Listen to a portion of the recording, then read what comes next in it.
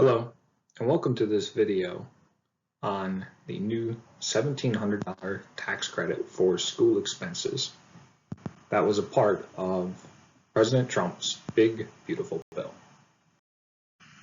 This tax credit is scheduled to become available to residents of the state of Michigan on January 1st, 2027. It is a 100% non-refundable $1,700 tax credit that encourages donations to scholarship granting organizations. This tax credit will result in a reduction in one's tax liability. So basically, you can either pay the government $1,700 or you can donate $1,700 to your preferred SGO, scholarship granting organization, and then the federal government will reduce your tax liability by the same amount as you donated. These tax credits are non-refundable, so your tax liability cannot go below zero due to this tax credit. And all taxpayers are eligible to take advantage of this tax credit. What can these scholarships be used for? These scholarships can be used for things like tutoring, fees, and tuition. Also, room and board, uniforms, and transportation, and expenses to purchase any computer equipment or technology. Who can start an SGO to receive those $1,700 donations?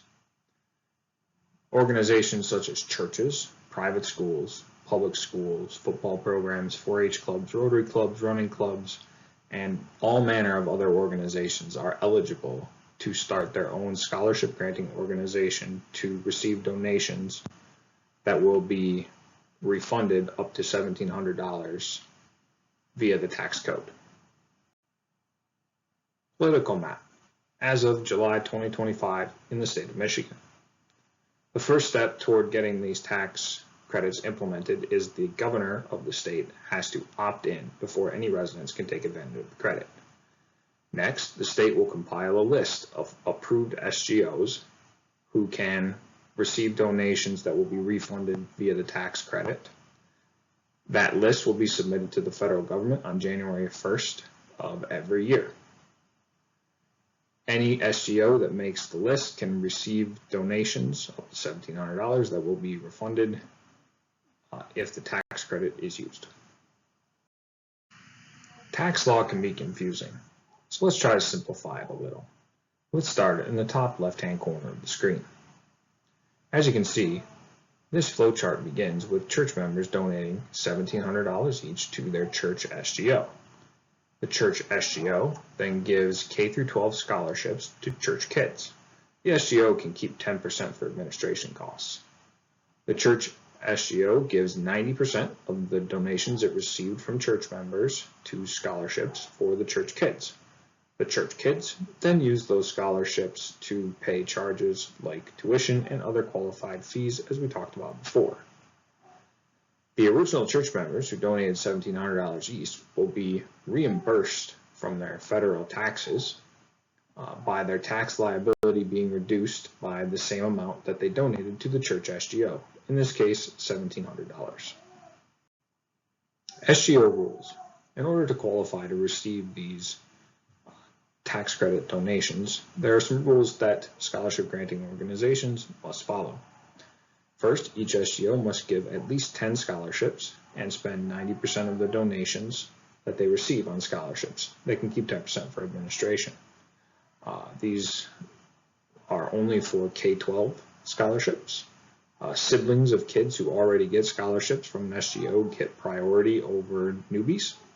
No earmarks are allowed on donations, so you can't give to the SGO with the earmark that this will go toward a specific kid. There are no commingling of funds other than the $1,700 tax refundable donations.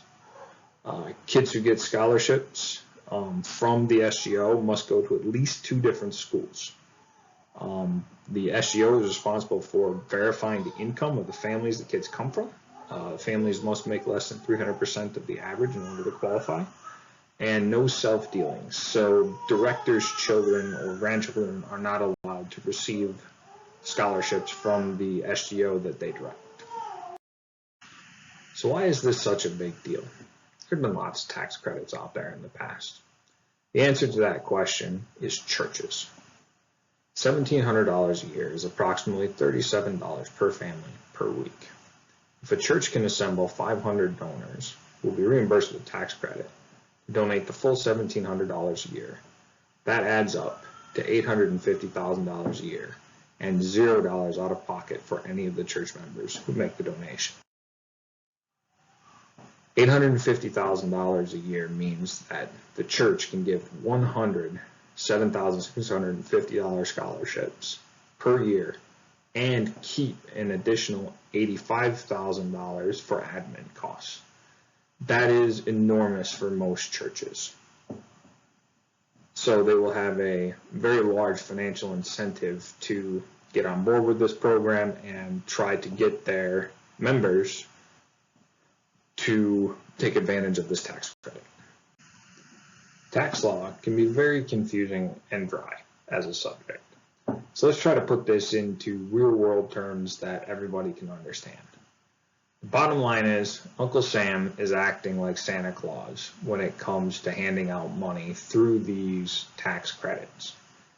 In order to capture that money that Uncle Sam is handing out, churches need to have a net. That net in this case is a school.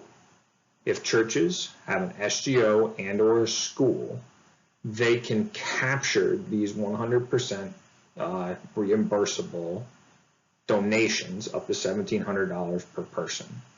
And as we discussed in the previous example, the results can be financially staggering in how much money a church can get and harvest, for lack of a better word, from these tax credits.